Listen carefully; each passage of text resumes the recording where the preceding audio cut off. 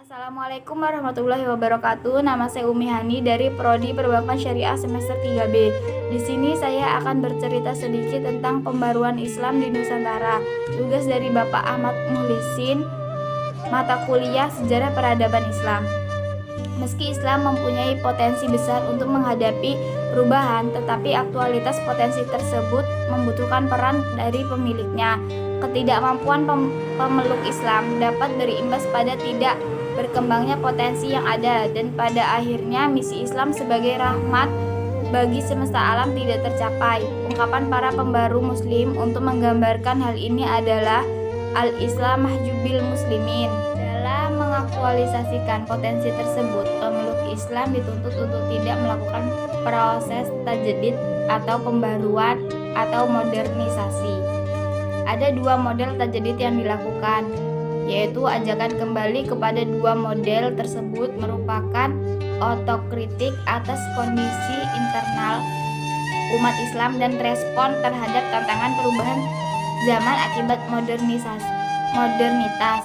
Model pertama disebut purifikasi, yaitu upaya pemurnian akidah dan ajaran Islam dari percampuran tradisi-tradisi yang tidak sesuai dengan Islam.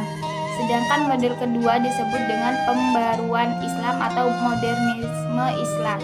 Memiliki peranan signifikan dalam posisi tersebut. Ketiadaan utusan pasca Rasulullah SAW bukan berarti tiadanya pihak-pihak yang akan menjaga otentisitas dan melestarikan ajaran-ajaran yang dibawa Rasulullah. Peran menjaga dan melestarikan risalah kenabian selalu dipegang oleh Nabi baru.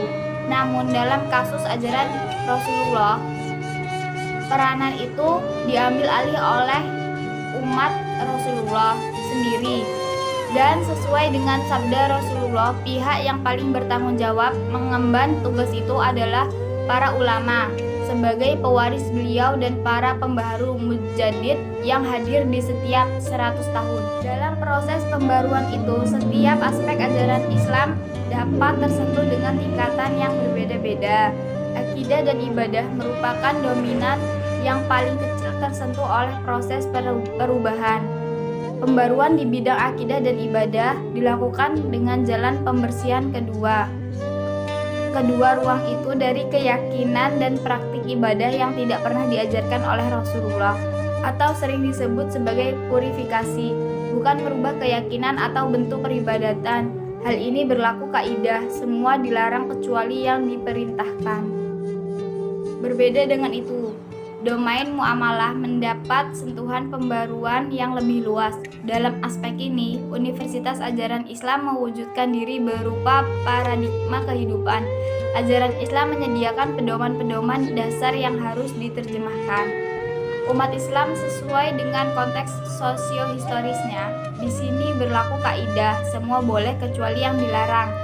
Dalam bahasa lain, Kunto Wijoyo menjelaskan bahwa dalam Islam terdapat ajaran-ajaran yang dapat secara langsung dilaksanakan tanpa melalui proses intelektual yang rumit.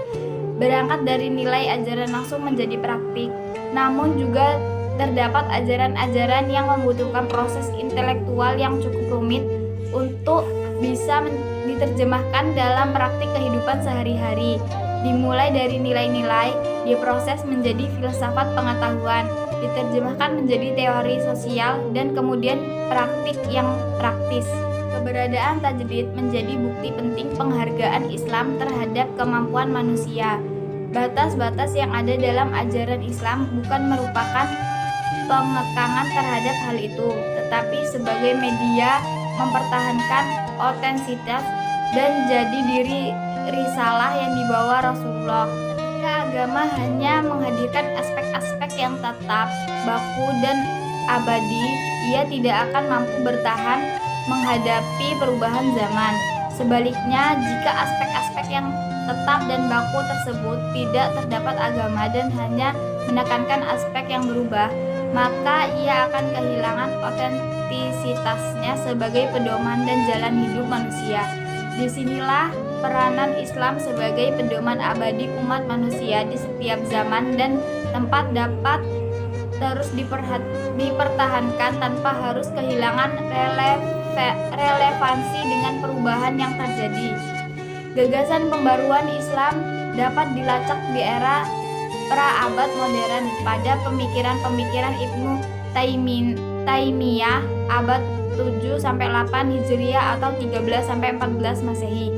Taimiyah banyak mengkritik praktek-praktek Islam populer yang menurutnya tidak lagi sesuai dengan ajaran Islam dan menyerukan kembali kepada Al-Quran dan hadis.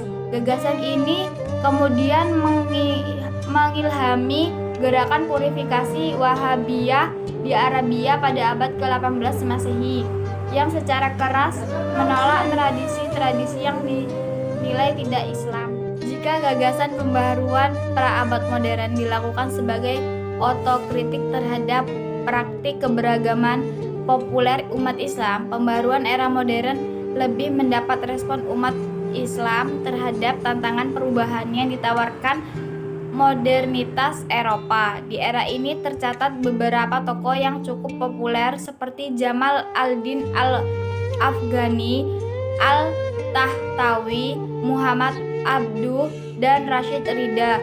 Proses pembaruan di era modern mengalami dinamika yang cukup kompleks. Keinginan untuk menyelaraskan nilai-nilai Islam dengan modernitas melahirkan banyak pemikir dengan karakteristik dan kecenderungan masing-masing.